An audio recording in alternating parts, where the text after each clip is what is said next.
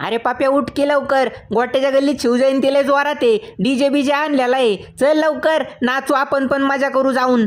पाप्या अजिबात कुठं जाऊ नको.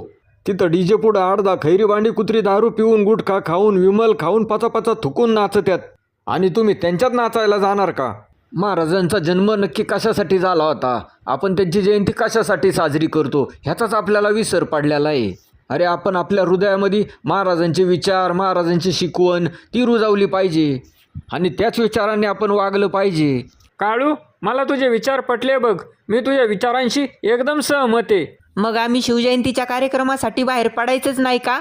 अरे पिंट्या, जिथं सांस्कृतिक कार्यक्रम असतील शाहिरांचे पोवाडे असतील अशा ठिकाणी नक्की जाणार. झोप इथे कशी मर्दाला आया बहिणी देता दुश्मनाला लाज पाहिजे मिशा बाळ गायला.